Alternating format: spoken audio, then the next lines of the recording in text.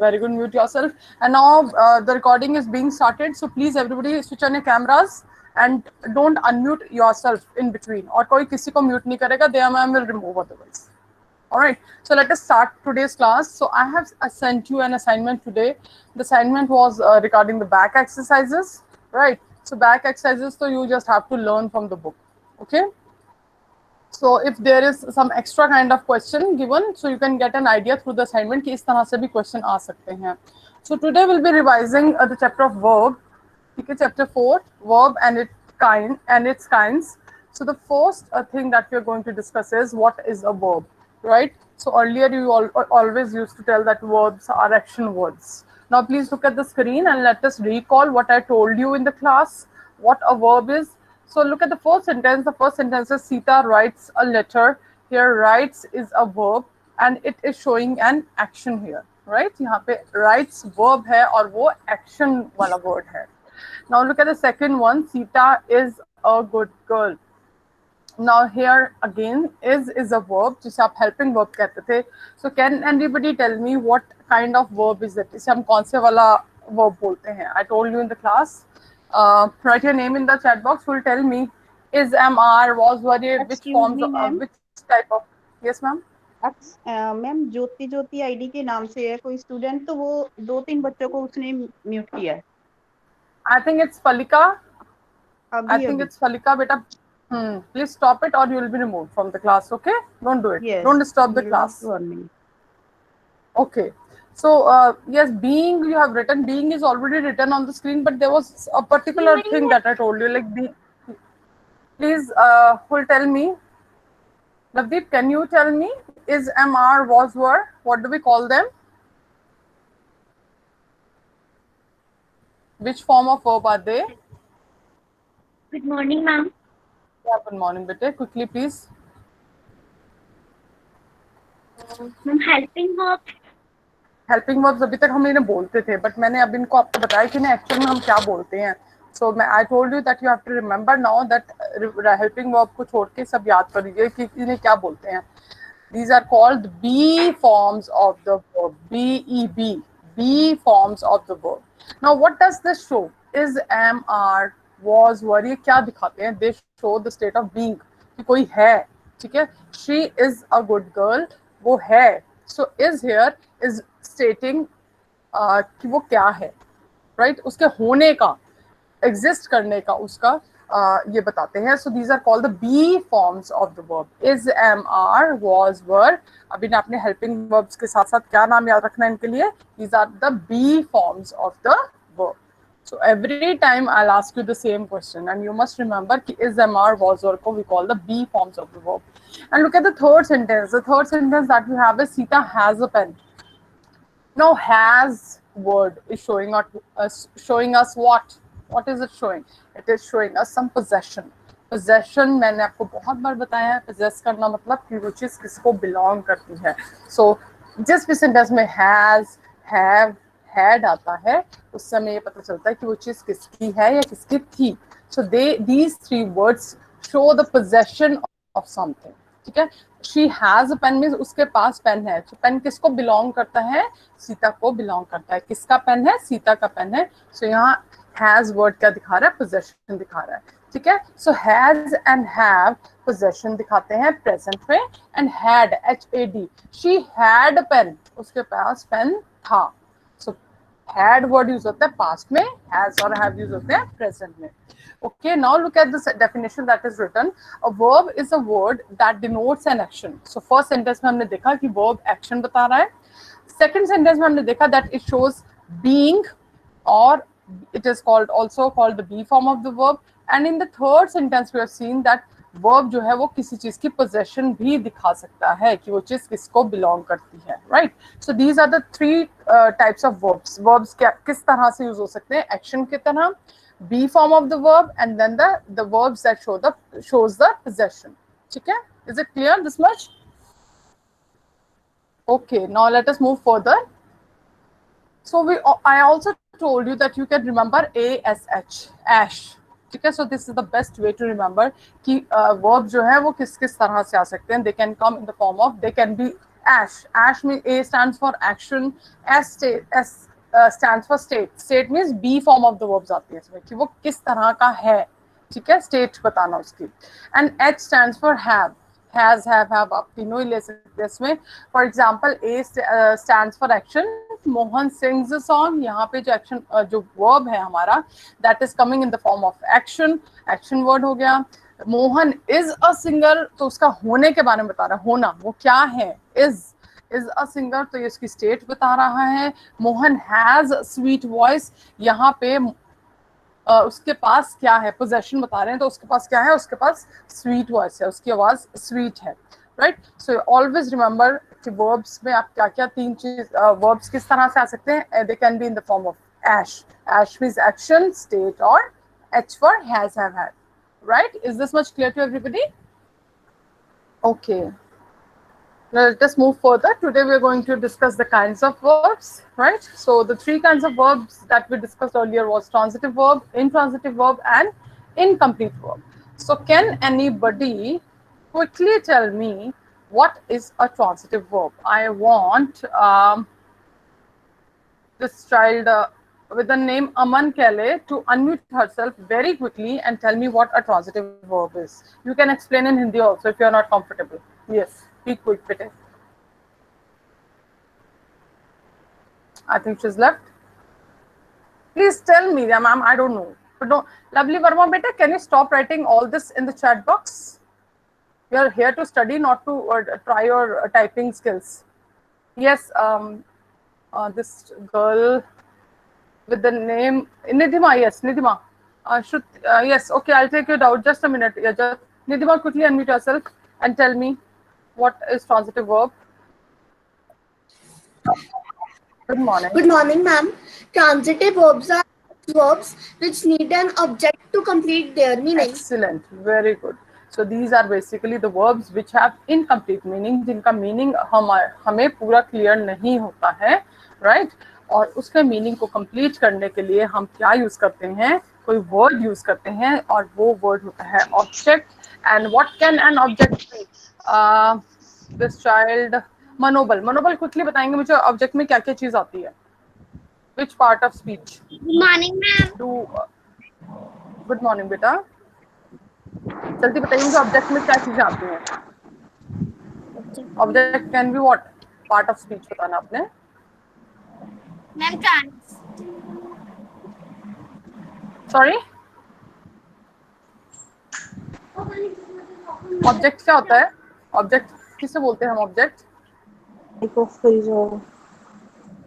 Bhargavi, you tell me quickly, bete. Sanjeev Trehan, do you want to be removed from the class? Bete, do you want to be removed? Yes. Good morning, ma'am. Yeah, good morning. Quickly, please. Bhargavi, what is an object? Object क्या होता है? Ma'am object वो होता है ma'am जिसके साथ किसी भी वो ma'am No, that she has told कि that is used. Wait. That she has, बेटा एक minute. That she has told कि that is used to complete the meaning of the verb. लेकिन जो object है वो क्या हो सकता है? Which part of speech? Adjective, adverb, noun, pronoun, क्या होता है object? Ma'am This I is my don't know. question. Very nice, very good. Okay, Manobal, do you remember now what an object is? No. Okay, now I want this child with the name Prabmeet Singh. Beta, can you tell me what an object is? Object में क्या क्या चीजें आती हैं? Ma'am I don't know.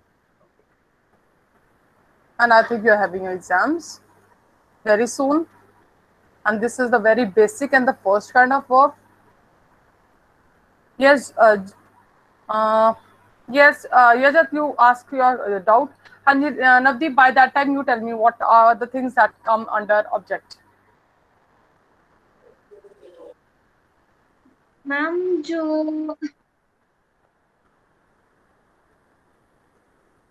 Noun and pronoun. Object में क्या चीजें आती हैं? नाउन होता है ऑब्जेक्ट या फिर प्रोनाउन होता है? It can't be an adjective, it can't be an adverb.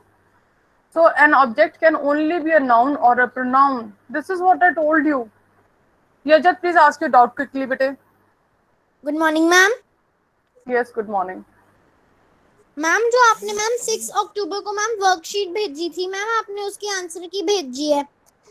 जो मैम आंसर की में आपने लिखा हुआ है कि एक सेंटेंस है that girl is very intelligent, उसमें मैम दैट आपने मैम डेमोन्स्ट्रेटिव एडजेक्टिव नहीं लिखा हुआ मैम, मैंने यहाँ पर लिखा हुआ है इंटेलिजेंट एडजेक्टिव ऑफ क्वालिटी।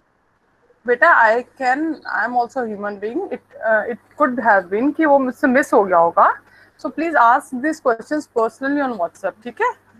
वो मिस हो गया था, yes that was also there, okay? Please now look at the screen.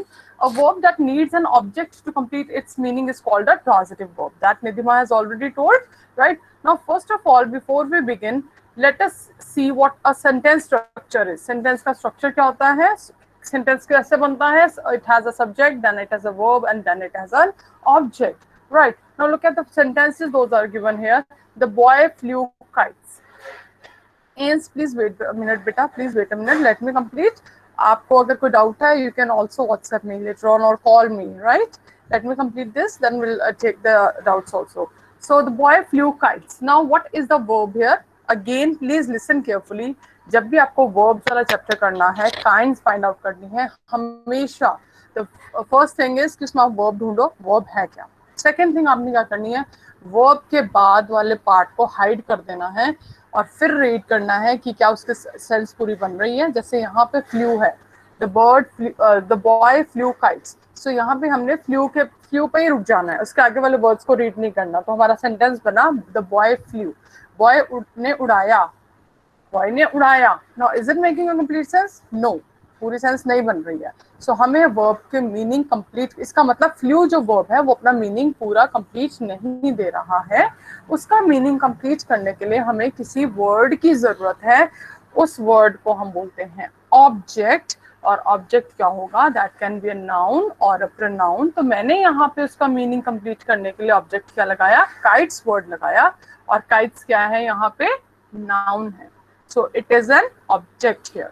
So the boy flu kites, तो जब हमने फ्लू के साथ काइट्स लगा दिया, उसका मीनिंग भी कंप्लीट हो गया है, right? Now look at the second one, she wrote a letter. Now she wrote, first thing क्या करनी है? वर्ब ढूंढना है. वर्ब क्या है? रोट. अब इसके बाद दोबारा सेंटेंस को रीड करना है और वर्ब पे रुक जाना है. तो हमारा रोट तक हमने रीड किया तो सेंटेंस बना शी रोट.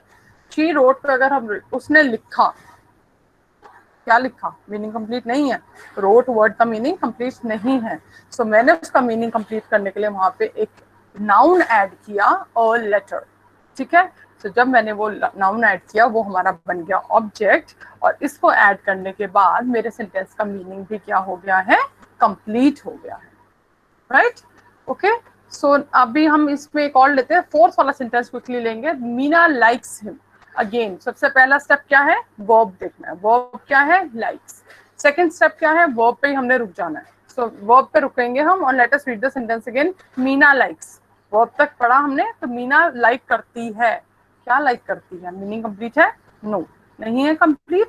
तो उसको कंप्लीट करने के लिए मैंने यहाँ पे क्या यूज किया? प्रोनाउन यूज किया है. प्रोनाउन कौन सा यूज किया है? हिम, ठीक है? तो यहाँ पे हिम जो है वो प्रोनाउन है and it is acting as an object here, right? So अब जब मैंने him ऐड कर दिया तो उसका मीनिंग कंप्लीट हो गया है. So जो ऑब्जेक्ट होता है वो या तो नाउन होगा या फिर प्रोनाउन होगा, right? Is it clear to everybody? Let us move further.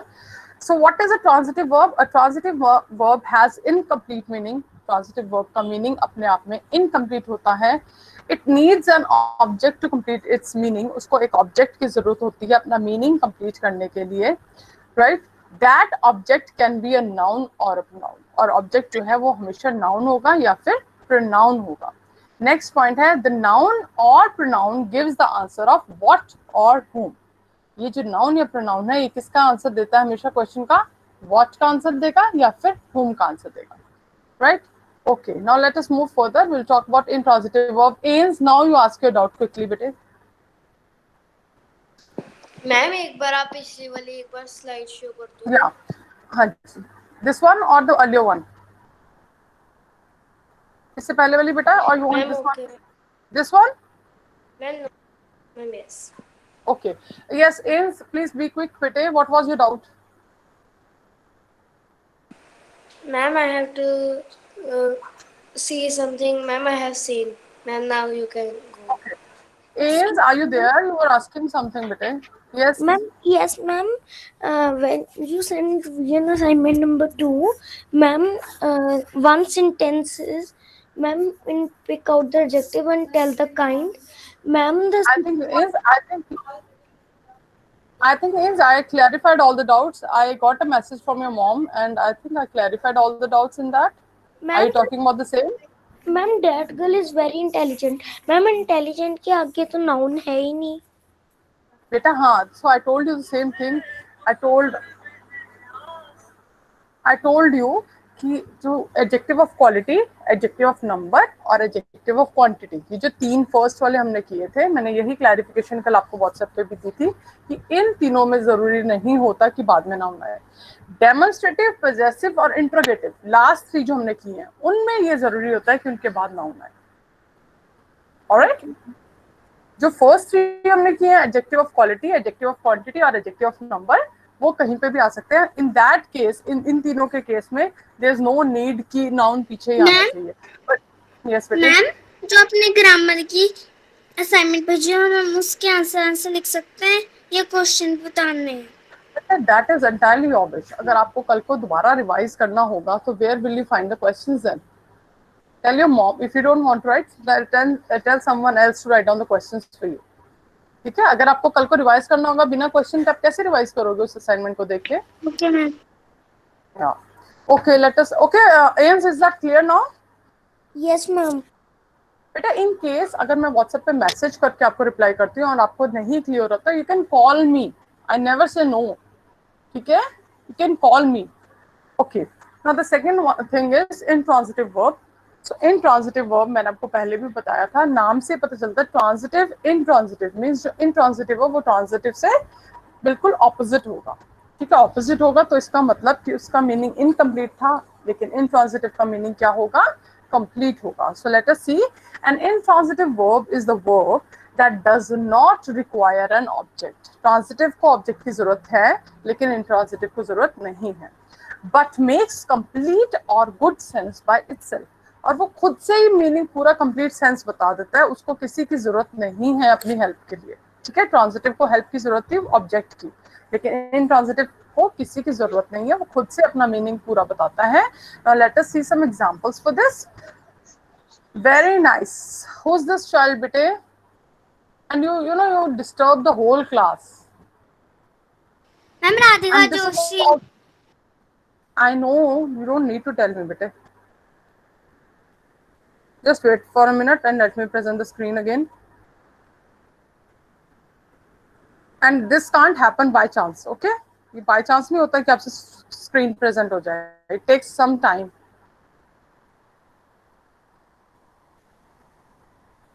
Okay, so let us look at the examples. Birds fly. So हमारा first step क्या होता है? Verb को ढूंढना. So the verb here is fly. Okay, so इसके बाद हमने कुछ रीड नहीं करना, इसके बाद तो कुछ वैसे है भी नहीं. बट लेट अस सी कि क्या इसका मीनिंग कंप्लीट है. बर्ड्स फ्लाई का मीनिंग है बर्ड्स फ्लाई करते हैं. राइट, सो इसका मतलब कि जो वर्ड है फ्लाई, वो अपना मीनिंग कंप्लीट दे रहा है, उसको किसी की हेल्प की जरूरत नहीं है. So such verbs which do not need any object और complement are called intransitive verbs. इन्हें किसी की जरूरत नहीं, अपने आप ही मीनिंग पूरा दे रहे हैं. So let us see the third sentence. We'll see the sun is shining. Okay, so what is the verb here? Verb is shining. So if anybody asks you कि verb क्या है, आपने अकेले shining को नहीं बोलना है, साथ में जो be forms of the verb होते हैं उनको भी बोलना होता है, या जो possession शो करते हैं has, have, had आ रहे हैं तो उसको भी साथ में बोलना है. So the verb here is shining. The sun is shining. Now again verb हमारा is shining निकल आया. Now let us read the sentence कि क्या इसका मीनिंग कंप्लीट है. Sun shine करता है. Yes, मीनिंग बिल्कुल कंप्लीट है. इसका मतलब is shining जो verb है वो intransitive verb है. Why? Because it does not need any object or complement. It is conveying the complete meaning itself. Right? इसका मीनिंग अपने आप ही कंप्लीट है, इसको जरूरत नहीं है किसी की. Ma'am, what is the meaning of What is the meaning of? wept? Weep wept, weep का, यस, वीप का सेकंड फॉर्म है वेप्ट, वीप करना मींस क्राई करना। Okay, now let us see a few more examples here.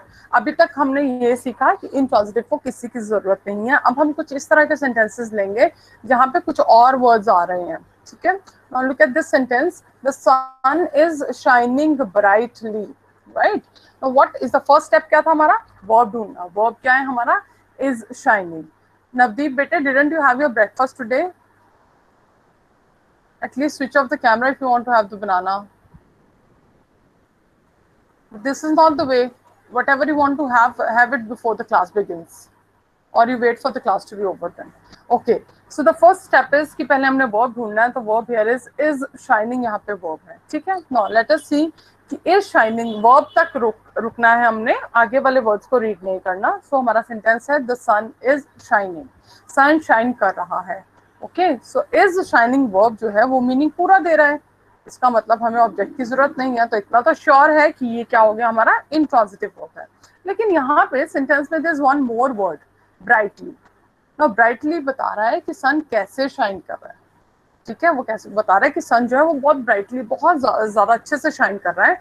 So brightly word क्या है, adverb है। क्यों? क्योंकि वो वर्ब के बारे में बता रहा है कि वर्ब कैसे हो रहा है, एक्शन कैसे हो रहा है, ब्राइटली हो रहा है सन का शाइनिंग का। बट एक चीज देखिए कि अगर मैं ब्राइटली यहाँ नहीं भी लिखती हूँ, उससे हमारे सेंटेंस के मीनिंग पे कोई डिफरेंस नहीं पड़ता है, ठीक है। ये सिर्फ ब्राइटली जो वर्ड है वो हमें एक्स्ट्रा एक इंफॉर्मेशन दे रहा है, बट अगर वो नहीं भी होगा तब भी हमारा मीनिंग कंप्लीट है। सो इन इंट्रांजिटिव वर्ब्स कई बार हमारे सेंटेंस में वर्ब के बाद एडवर्ब आता है, ठीक है। अगर एडवर्ब आ रहा है डजंट मैटर, उससे कोई फर्क नहीं पड़ता, वो नहीं भी होगा तब भी हमारा मीनिंग कंप्लीट है, हमारे मीनिंग पे कोई डिफरेंस नहीं पड़ेगा उससे, ठीक है। Okay, now next is the girls are dancing in the room. अब यहाँ पे फर्स्ट स्टेप क्या है, वर्ब ढूंढना है। वर्ब क्या है, are dancing. Okay, second step क्या है कि हमने सिर्फ वर्ब तक रीड करना है, तो वर्ब तक रीड करते हैं, the girls are dancing, girls dance कर रही हैं। अगेन आपको लगता है मीनिंग कंप्लीट है, the girls are dancing complete है मीनिंग, बिल्कुल है ना। तो इसको किसी वर्ड की जरूरत नहीं है। इसका मतलब आर डांसिंग जो है वो क्या है, इंट्रांजिटिव वर्ब है। लेकिन इस सेंटेंस में कुछ वर्ड्स हमें और दिए हुए हैं वर्ब के बाद। क्या वर्ड दिया हुआ है, इन the room. Now, in word जो होता है that is a preposition. What are prepositions? Prepositions are the words that tell us the position of something. किसी चीज की position बताते हैं, in, on, under, ठीक है, behind, before, after, ये सारे क्या है, prepositions हैं ना। ये जो preposition है, अगर in the room, यहाँ पे अगर in the room नहीं भी होगा तब भी हमारा sentence complete है ना, meaning complete है ना। The girls are dancing, girls dance कर रही हैं, ठीक है। So कई बार हमारे intransitive verbs में वर्ब के बाद क्या आता है, प्रेपोजिशन आ जाता है, ठीक है। सो अब ट्रांजिटिव में तीन केसेस हैं। फर्स्ट केस कि सिर्फ वर्ब से हमारा सेंटेंस फिनिश हो गया, जैसे अगर अकेला मेरा सेंटेंस है the sun is shining, so verb के बाद ही फिनिश हो गया, वर्ब से वर्ब पे ही आके फिनिश हो गया, उसके बाद कोई वर्ड नहीं है। सो फर्स्ट केस होता है कि वर्ब पे ही वो फिनिश हो जाएगा। सेकेंड केस होता है कई बार इंट्रांजिटिव में एडवर्ब लगा होता है। थर्ड केस होता है कई बार इंट्रांजिटिव वर्ब्स में वर्ब के बाद प्रेपोजिशन लगी होती है। सो इंट्रांजिटिव वर्ब के जो सेंटेंसेस होते हैं वो तीन तरह के हो सकते हैं। वर्ब से फिनिश हो जाए, उसके पीछे कुछ भी ना हो, उसके पीछे एडवर्ब हो सकता है, उसके पीछे प्रेपोजिशन हो सकती है, ठीक है। Is it clear? So the best way is कि पहले आपने वर्ब ढूंढना है और वर्ब पे ही स्टॉप करके देखना है कि क्या हमारे सेंटेंस का मीनिंग कंप्लीट है या नहीं है, ठीक है। Is it clear to everybody intransitive verbs? Yes. Next है हमारा, so what is an intransitive verb. हम फटाफट से रिकॉल करेंगे इंट्रांजिटिव वर्ब क्या होता है। An intransitive verb has complete meaning. Intransitive verb का जो मीनिंग है वो कंप्लीट होता है। It does not need an object, उसको किसी ऑब्जेक्ट की, किसी कॉम्प्लीमेंट की जरूरत नहीं होती है। It can have an adverb और अ प्रेपोजिशन आफ्टर इट, और उसके बाद कोई एडवर्ब भी आ सकता है और प्रेपोजिशन भी आ सकती है, ठीक है। बट उनके होने या ना होने से सेंटेंस के मीनिंग पे कोई डिफरेंस नहीं पड़ेगा। ओके, सो let us move further now. Yes बेटे। मैम अगर हमको कोई इंट्रांजिटिव वर्ब में कोई सेंटेंस लिखना पड़े, उसमें से हमको जो बीच में हमने ऑब्जेक्ट है, जो अभी पिछली साइड में हमने ऑब्जेक्ट्स आगे थे, जिसमें एडवर्ब प्रेपोजिशन थे, हमको वो वाले डालने जरूरी होते हैं? आप क्यों डालेंगे? आपको तो सिर्फ इसी तरह का क्वेश्चन आता है कि टेल द काइंड, और वो ऑब्जेक्ट थोड़ी ना, that those were adverb and prepositions. Adverbs or prepositions are not objects. Objects are always noun or a pronoun. Now please move on to the next one. The third one is incomplete verb. Incomplete, again name से पता चल रहा है कि इनका meaning भी incomplete ही होता है. So what is the difference between it and transitive verb? तो अगर इसका भी meaning incomplete है, transitive का भी incomplete है, तो दोनों में क्या difference है? Please look at the screen. Incomplete verbs are the verbs which need a complement to complete their meaning. उनको किसकी जरूरत थी? ऑब्जेक्ट की जरूरत थी, लेकिन इनको कौन कंप्लीट करता है? उनको कॉम्प्लीमेंट कंप्लीट करता है. Now what is complement? Can anybody quickly tell me what is complement? Hiteshi, please unmute yourself and tell me quickly what can be complement. Complement में क्या क्या चीजें आती हैं? Write in the chat box everyone, what do we include in this complement? हाँ जी हितेशी, आप बोलिए बेटा तब तक. Write down in the chat box. Compliments में हम क्या क्या चीजें लेते हैं? I told you some short form for that to learn.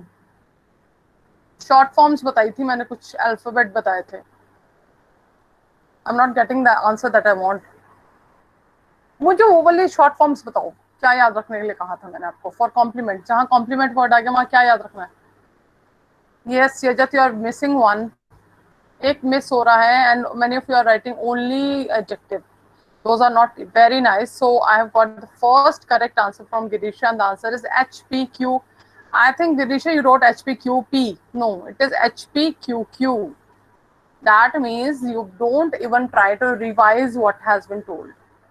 So HPQQ होते हैं हमारे compliments, right? Now I want somebody to quickly unmute himself. I want this child. Manrekha Chauhan, beta, what does H stand for? H किस लिए stand? What does it show? H means what? Manrekha Chauhan, beta, unmute yourself and tell me H का क्या मतलब है? Good morning, ma'am. Good morning. Yes. H means?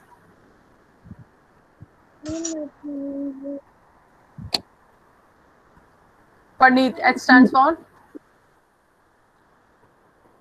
Good morning, ma'am. Good morning, beta. H stands for health. Very nice. So H stands for health. It tells us about the health of a person. Can you give me an example, Parneet? Health में बताने के लिए कौन से words हो सकते हैं? Like he is very strong. Strong is Strong. Here is adjective that is not telling about the health. Ill, I-double-L, ill, sick, well, unwell. ठीक है, ये वर्ड्स बताते हैं हमें किसी की हेल्थ के बारे में कि वो कैसा है, उसकी हेल्थ कैसी है. Bhavneet Singh, I want you to tell me about P. Bhavneet Singh, what does P stand for बेटे? Unmute yourself. पी किस लिए? P means what? पी का क्या मतलब है? प्रोफेशन. Very nice. प्रोफेशन क्या होता है भवनीत? किसकी स्किल्स चीज में. अच्छा मुझे बताओ मेरा प्रोफेशन क्या है? Tell me about my profession. Ma'am teaching. Teaching is my profession and I am a teacher. So basically teacher is, मैं अगर profession बताऊंगा तो अपना मेरा क्या है? Teacher. Very good. So profession, I told you earlier also, it is something, the work that we do to earn money. Like हम जो काम कर रहे हैं और उससे हम पैसे भी कमा रहे हैं, that is called our profession.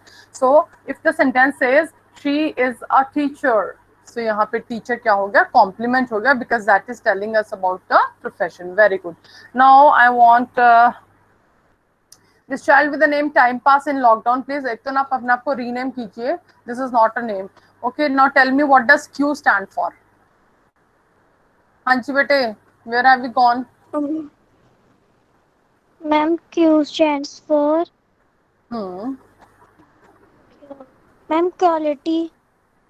Quality, adjective of quality. Very good. Okay, now I want Yajat to tell me what does the other Q stand for? There are two Qs. एक Q हो गया quality, adjective of quality. What is the second one ma'am for? Qualification. Qualification. Can you give me an example for that? Ma'am, like she has done MBBS.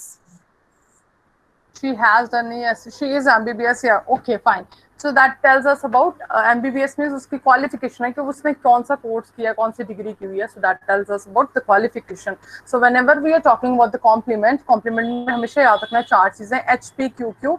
H stands for the health of the person. Q stands for quality of adjective of quality or the qualification, and P stands for profession. Okay. So let us quickly read the sentences that I have now given on the screen. I am well.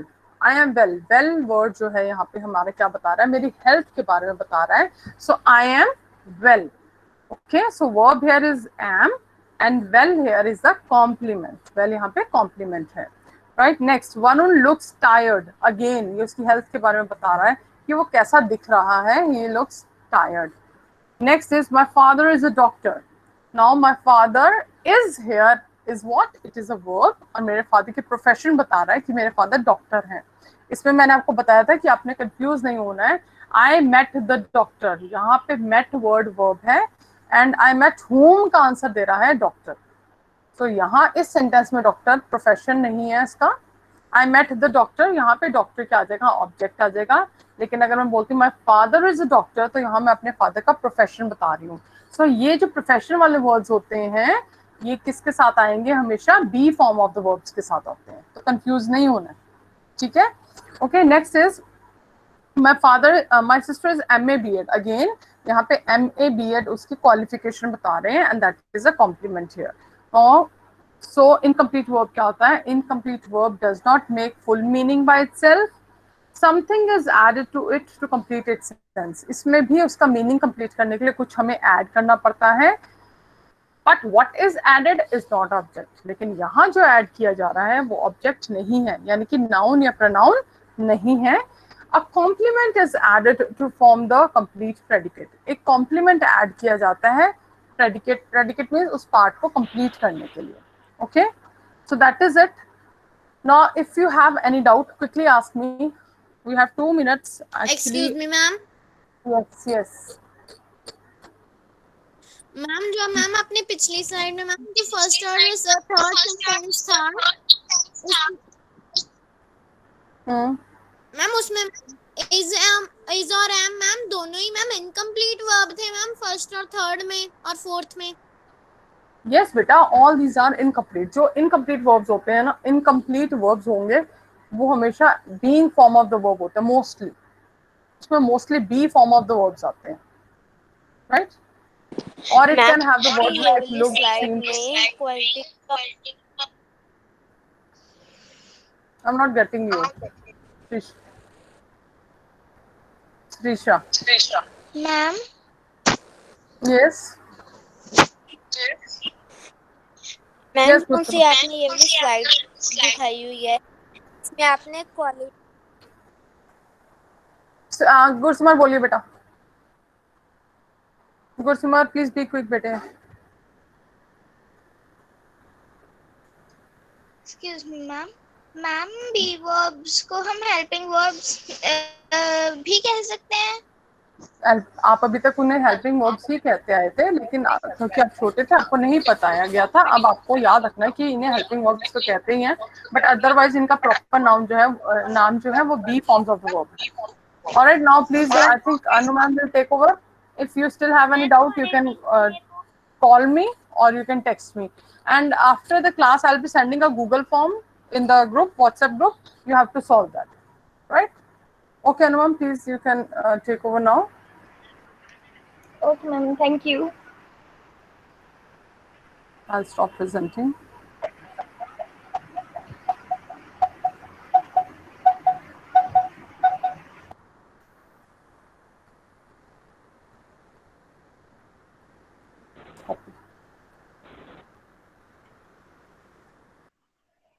Yes, good morning, everyone. So today we are going to revise chapter 9, How Plants Survive. Okay. And in the last 10 minutes, we are going to discuss EVE topic, the second EVE topic, which is in your syllabus of PT2. Okay. So let me share my screen.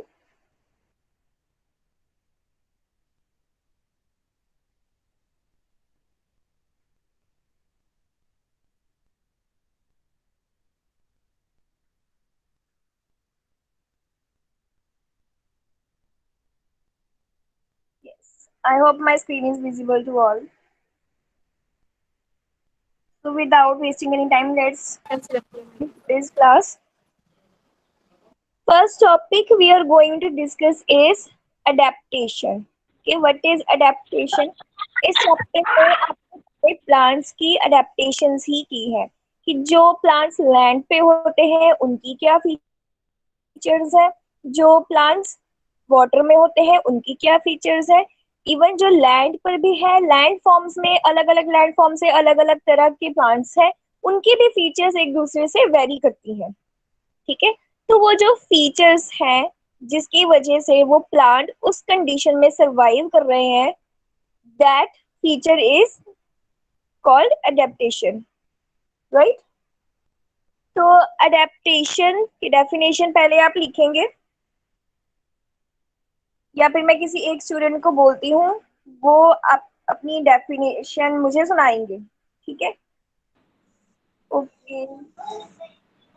ये student जिसने ID बनाई है time pass in lockdown, yes, the definition. Ma'am adaptation, yes,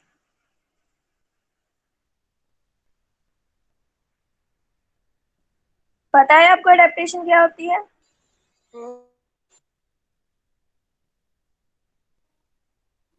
ये Yes, तो ma'am, अपने and में भी दी थी। यस। लक्षिता, आप नेम लिख रहे हो अपना बार बार। बच्चे इतना टाइम थोड़ी है हमारे पास। ओके चलो नेक्स्ट करते हैं। आप लिखो दो मेजर कैटेगरीज ऑफ प्लांट्स। क्या कैटेगरीज है प्लांट्स की? कौन सी टू कैटेगरीज है प्लांट्स की? चैट बॉक्स में लिख दो। Yes, terrestrial and aquatic. Terrestrial word का मीनिंग क्या होता है?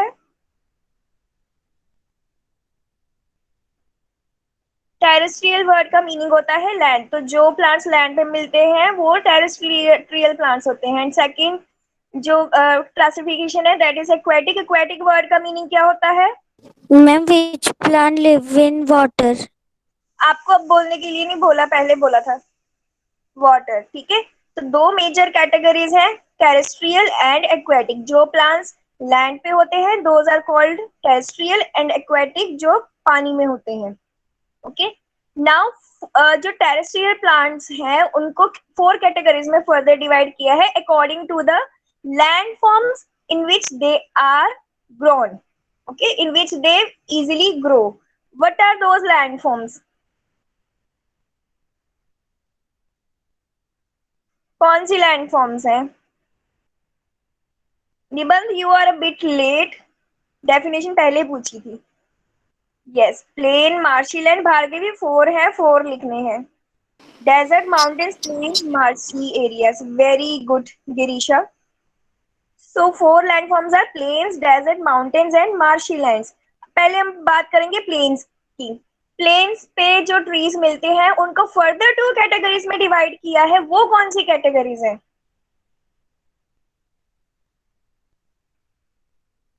मैम क्या?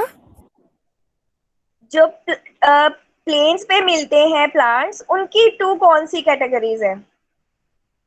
Yes, Diplo, deciduous and next दोनों लिखनी है ना। Evergreen and deciduous. Very nice. Evergreen plants कौन से होते हैं? जिन पे पूरे साल ही उनके ऊपर लीव्स रहते हैं, those are called evergreen. And deciduous जो अपने लीव्स शेड कर देते हैं इन विंटर और ऑटम सीजन। ऑटम सीजन में धीरे धीरे उनका कलर चेंज होना शुरू हो जाता है, एंड विंटर में वो ठंड से बचने के लिए अपने लीव्स को शेड कर देते हैं, फिर स्प्रिंग में उनके न्यू लीव्स आते हैं। अब आप 2 एग्जांपल्स लिखोगे एवरग्रीन की। 2 examples of evergreen. Yes, 2 examples of evergreen. Coconut, rubber, that's good. कोई और बताना चाहता है? कोई और? Pine, teak, yes. आपने ये भी पढ़ा है कि जो भी कॉनिफर्स होते हैं वो सारे क्या होते हैं? वो सारे एवरग्रीन ही होते हैं, तो उनको भी आप एवरग्रीन में इंक्लूड कर सकते हो। ठीक है, स्मार्ट वर्क प्ले कर सकते हो आप। यस, और अब 2 एग्जांपल्स आप लिखोगे डेसिडियस की। नीम, मैंगो, वेरी गुड। बनियान, यस, स्पेलिंग रॉन्ग है निबंध। Yes, okay. सो ये होगी प्लेन्स की बात। नेक्स्ट हम बात करेंगे मार्शी एरियाज की। मार्शी एरियाज पे जो ट्रीज मिलते हैं उनकी कैसी रूट्स होती हैं? कैसी रूट्स होती है उनकी? Aerial, yes. एरियल रूट्स का सेकंड नेम क्या है? Breathing roots, yes. इनको क्यों बोलते हैं एरियल और ब्रीडिंग रूट्स? रीजन क्या है? वेरी गुड गुरसिमरन, आपने सारा एक ही मैसेज में लिखा है, दैट्स गुड। ऐसे बच्चे मुझे बहुत अच्छे लगते हैं, बट आपके डेसिडुअस की स्पेलिंग रॉन्ग है। ब्रीदिंग रूट्स को ब्रीदिंग रूट्स क्यों कहते हैं? To get air. Japnur, you want to say the thing which is in your mind, that is correct, but you are not using the correct words. But जो आप सोच रहे हो that is correct. Yes, Tanishka has written they come out to breathe. Good. क्योंकि क्यों breathe करते हैं वो बाहर आके? सॉइल में भी तो ऑक्सीजन होती है, सॉइल से क्यों नहीं लेते ऑक्सीजन? बाहर क्यों आते हैं? ये क्वेश्चन मैंने आपसे कभी नहीं पूछा, फर्स्ट टाइम पूछ रही हूँ। हमेशा आपको एक्सप्लेन किया है क्यों बाहर आते हैं।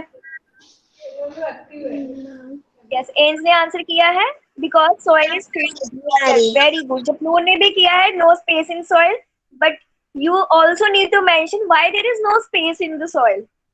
Okay, because that spaces in the soil is filled with water. Very nice. मंथन शर्मा, कुछ ढंग का मैसेज कर लोगे तो कुछ समझ आ जाएगा आपको। ओके, एग्जाम्पल है मैंग्रोव्स, ये मैंने आपसे वर्कशीट में भी पूछी थी। चलो अब डेजर्ट एरियाज की बात करते हैं। डेजर्ट एरियाज में जो प्लांट्स या फिर ट्रीज मिलते हैं उनकी स्टेम में वाटर स्टोर होता है, इनके लीव्स नहीं होते। मैम मैं डेजर्ट में गई हुई हूँ और देखा भी है मैम उसकी। मैम उसकी ना रेत बहुत गर्म होती है और उसके प्लांट्स भी थोड़े से दूसरे होते हैं, हार्ड से होते हैं, बहुत ड्राई होते हैं क्योंकि उनमें वाटर कम होता है। यस, तो जो स्पाइन्स होते हैं वो एक्चुअली में उनके लीव्स होते थे। ठीक है, क्योंकि वहां पे ट्रांसपिरेशन कम चाहिए उनको। ठीक है, ट्रांसपिरेशन कम चाहिए ना, क्योंकि ट्रांसपिरेशन से क्या होता है? वाटर लॉस होता है। तो ट्रांसपिरेशन कम करने के लिए उनके लीव्स रिड्यूस हो गए स्पाइन्स में, थॉर्न्स, कांटे जो होते हैं। रूट्स इनकी लॉन्ग होती हैं, ठीक है, ताकि ये डीप जाके वाटर एब्जॉर्ब कर सके। एग्जांपल्स लिखो आप। मैम जो कैक्टस प्लांट या डेजर्ट प्लांट्स के जो थॉर्न्स होते हैं मैम, उनमें अबियस टोमेटा और या होता है क्लोरोफिल। यस, तभी वो ग्रीन होते हैं, तभी फोटोसिंथेसिस स्टेम में होती है। आपने ये पढ़ा है ना कि जो कैक्टस आपने सबने देखा होगा कहीं ना कहीं, है ना? तो कैक्टस का जो स्टेम होता है वो ग्रीन कलर का ही होता है, उसमें फोटोसिंथेसिस होती है, उसी में क्लोरोफिल। थॉर्न्स में नो, फोटोसिंथेसिस डेजर्ट प्लांट में स्टेम में होती है। ये अपने बात ध्यान में रखनी है, बाकी सब में लीव्स में होती है, कैक्टस में स्टेम में होती है, क्योंकि डेजर्ट प्लांट्स के लीव्स नहीं होते। ओके, तो इनके स्टेम, एलोवेरा भी तो देखा होगा आपने, एलोवेरा का वो स्टेम नहीं होता है, उसके लीव्स थोड़ी होते हैं। उसके जो साइड्स पे ना, उसके जो एजेस पे थोड़े से आपको कांटे कांटे से दिखेंगे, वो उसके स्पाइन्स हैं, थॉर्न्स होते हैं। राइट, तो नेक्स्ट हम करेंगे। अच्छा, आपने एग्जांपल्स नहीं लिखी? लिखनी है, ठीक है। कीकर, कैक्टस, बबूल, date, palm, very good. Mountains पे जो ट्रीज मिलते हैं उसकी बात करेंगे, उसको कॉनिफर्स बोलते हैं। कॉनिफर्स क्यों बोलते हैं उनको? Write down in the chat box quickly why these plants are called conifers.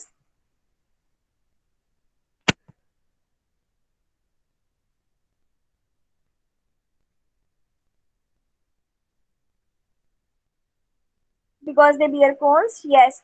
और cones ऐसी क्या चीज कॉन्स में प्रोटेक्टेड होती है जो बाकी प्लांट्स में उनके फ्रूट्स या फ्लावर में होती है?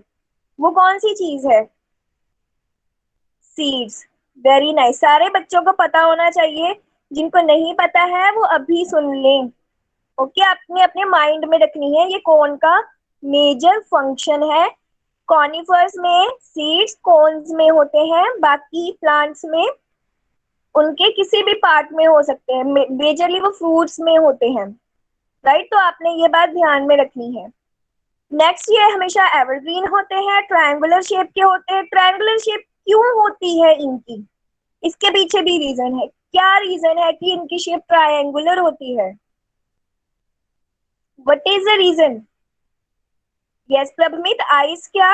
आइस लिख दिया आपने, इसको थोड़ा सा एक्सप्लेन भी तो करना चाहिए।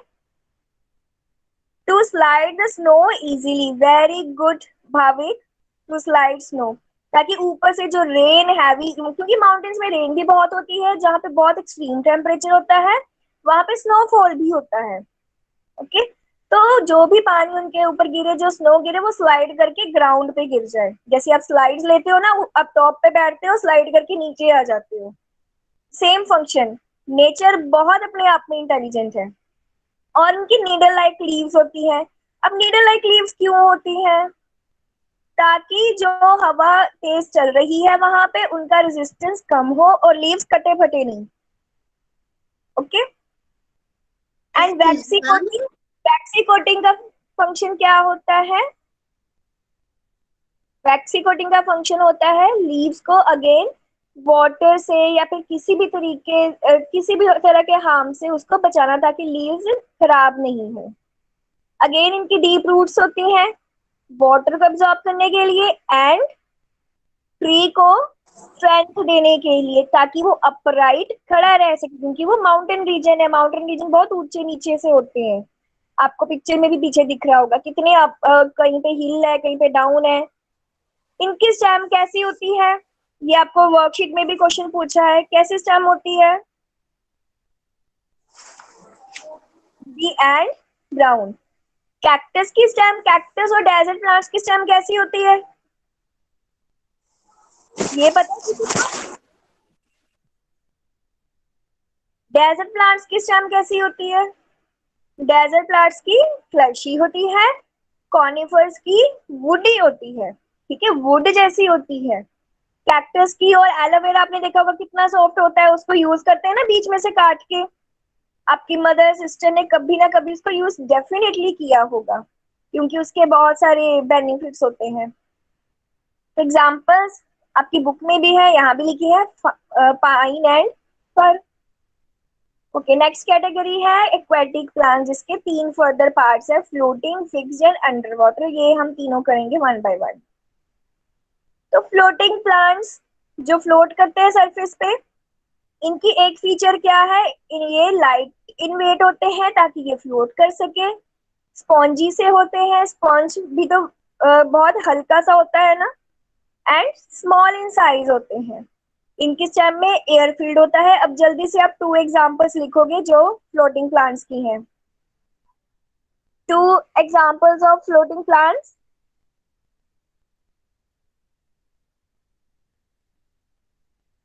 Lotus, water lily, no, water hyacinth and duckweed. Yes ma'am, yes ma'am lotus और लिली, लिली मैम फ्लोट करते हैं। क्या कह रहे हो? मैम लोटस और लिली फ्लोट करते हैं। लोटस और लिली का हम ये यहाँ पे करते हैं डिस्कस। ठीक है, फिक्स्ड प्लांट्स में यहाँ पे करते हैं। लोटस और लिली किस कैटेगरी में आते हैं? फिक्स्ड प्लांट्स की कैटेगरी में। ओके, अब यहाँ पे मैंने वर्ड फ्लोट भी यूज किया है, क्यों? क्योंकि वो वाटर सरफेस के ऊपर होता है प्लांट, जो मेन उसका फ्लावर है, लीफ है। पिक्चर में भी आप देख सकते हो अगर आपने कभी लोटस नहीं देखा है, क्योंकि यहाँ पे जनरली देखने के लिए मिलता नहीं है। ठीक है, यहाँ पीछे लोटस और वाटर लिली है, तो वो वाटर सरफेस के ऊपर होते हैं, फ्लोट करते हमें अपीयर होते हैं। बट एक्चुअल में क्या होता है, ये फ्लावर के नीचे इसकी स्टेम है बहुत लंबी, और वो स्टेम बिल्कुल जाती है नीचे पॉन्ड की सरफेस पे, और उसके साथ वो फिक्स होती है पॉन्ड के अंदर, ग्राउंड के अंदर उसकी रूट्स होती हैं। ओके, तो रूट्स के साथ वो बाइंड करके, जैसे और किसी भी और ग्राउंड पे प्लांट का होता है, सेम इनका भी होता है। तो ये फिक्स होते हैं, बट इनका जस्ट प्लांट जो है वो सरफेस के ऊपर होता है, तो आपको ऐसे लगता है कि ये फ्लोट कर रहा है, बट नीचे से ये फिक्स होता है, इसलिए ये फिक्स प्लांट की कैटेगरी में आता है। मैम चाहे जितनी मर्जी बड़ी स्टॉर्म आ जाए तो मैम ये मैम अपनी जगह से हिलते नहीं है। नो, एक्सक्यूज मी मैम, फिर तो हिलेंगे। Excuse me ma'am, yes, ma'am अगर मैम जो स्टेम होती है मीन्स रूट मैम, वो अगर नीचे लग जाती है तो मैम ऊपर से तो जो है फ्लावर है मैम ये तो हिलता ही होएगा। थोड़ा थोड़ा अपनी स्पेस से थोड़ा थोड़ा सा मूव करता है, बट ये स्टेम को छोड़ के नहीं जाएगा। स्टेम टूट जाए फिर ये इधर उधर फ्लोट कर सकता है, बट ये फिक्स रहता है। और मैम ये थोड़ा सा हल्का हल्का, जैसे स्टेम बहुत लंबा है ना, तो थोड़ा सा इधर उधर ये मूव कर सकता है स्टेम के साथ, बट नीचे जो रूट है वो नहीं हिलती अपनी जगह से। मैम जो ये वाटर लिली और लोटस होते हैं मैम, ये स्मॉल प्लांट्स होते हैं बिग प्लांट्स होते हैं? ये भी छोटे ही होते हैं, ज्यादा बड़े नहीं होते, बाकी प्लांट्स जैसे छोटे ही होते हैं। Okay, next is under water plants. Under water है तो ये कंप्लीटली इमर्स्ड होते हैं वाटर में। इनके लीव्स बिल्कुल रिबन जैसे होते हैं, बिल्कुल हल्के हल्के पतले पतले, बिल्कुल बेंड हो जाते हैं। अदरवाइज जो लीव्स है वो हम उसको मोड़ नहीं सकते, ऐसे करके बेंड नहीं कर सकते, ये वाले हो जाते हैं। ठीक है, इनमें स्टोमेटा नहीं होता, तो ये गैसेस कैसे एक्सचेंज करते हैं? Write in the chat box how they exchange gases. Body, yes, अपनी बॉडी के थ्रू, उनकी जो बॉडी सरफेस है वहीं पे होल्स होते हैं, वहीं से वो एक्सचेंज करते हैं गैसेस। और ये तो कंप्लीटली फिक्स्ड होते हैं सॉइल में, जैसे कोई भी लैंड वाला प्लांट होता है वैसे ही ये नीचे सरफेस पे, जो वाटर बॉडी की सरफेस है, ग्राउंड है, उसके नीचे ये फिक्स्ड होते हैं। Examples are hydrilla and tape grass. Next है insectivorous plants.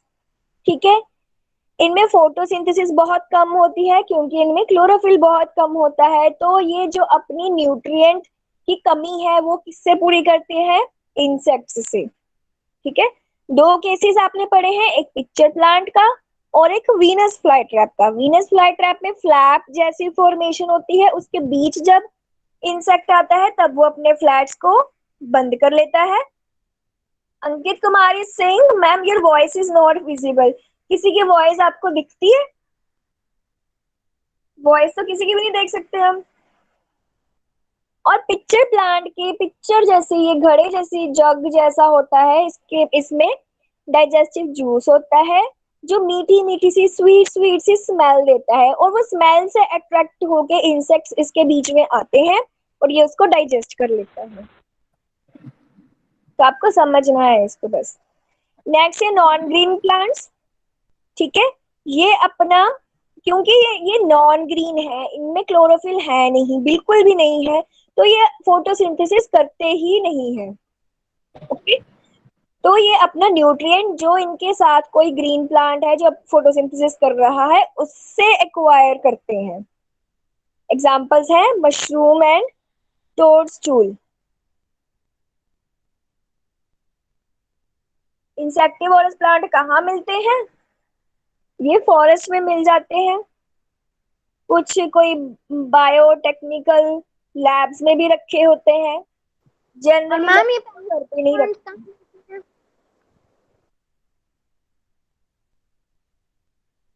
Okay, now it's time for the EVE topic. EVE topic जो हम आज डिस्कस कर रहे हैं, that is environment and child care. Okay, let me just give me a minute.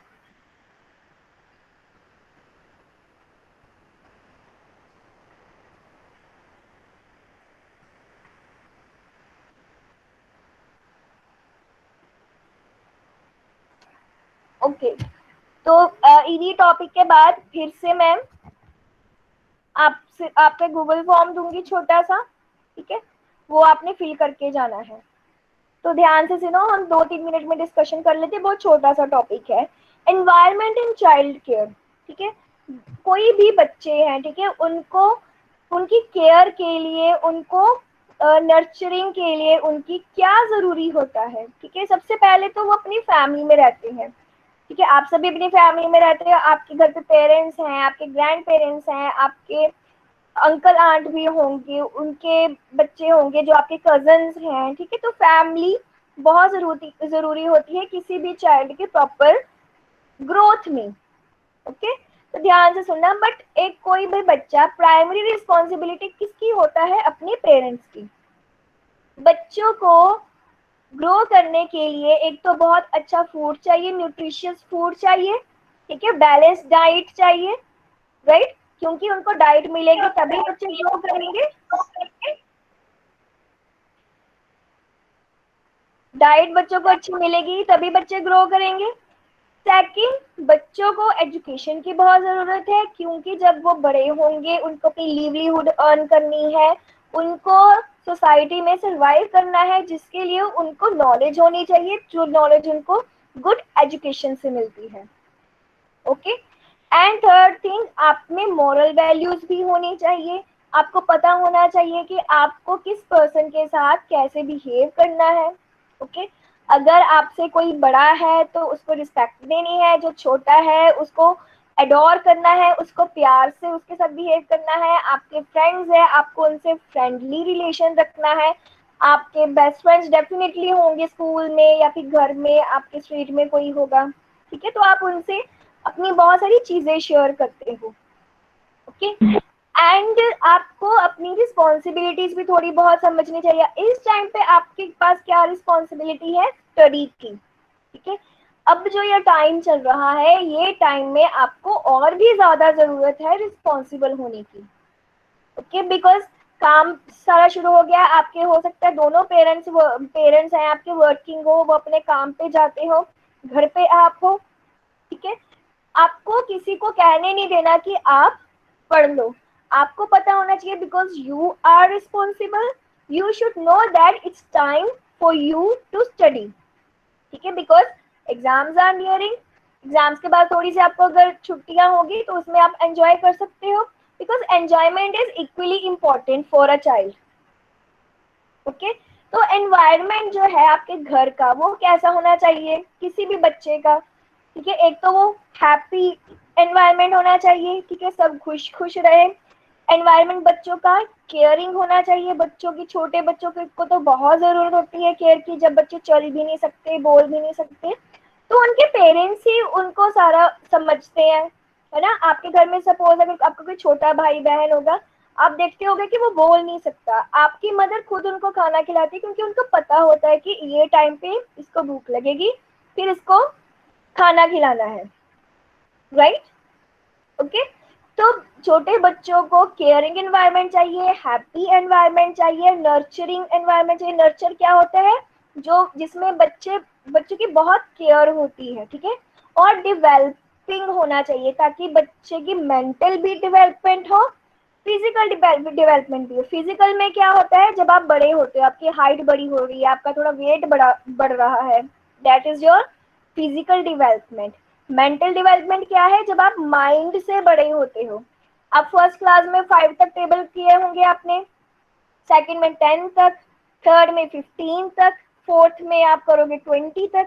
ठीक है, आपको बड़े ज्यादा टेबल क्यों करवाए जा रहे हैं? क्योंकि आप मेंटली भी ग्रो कर रहे हो। Okay, so this is your mental development. तो ये थी घर की बात, आपका एनवायरनमेंट कैसा होना चाहिए। मैम हमारे एग्जाम में गूगल फॉर्म और पीडीएफ दोनों आएंगे। यस यस, अब मैं लिंक पेस्ट कर रही हूँ। बहुत इजी क्वेश्चंस होते हैं, डरने की जरूरत नहीं है बिल्कुल। ओके, ये गूगल फॉर्म फिल करके आपने मुझे मार्क्स बता के फिर जाना है। किसी ने बोल के नहीं बताने, बस चैट बॉक्स में लिखने हैं। मैम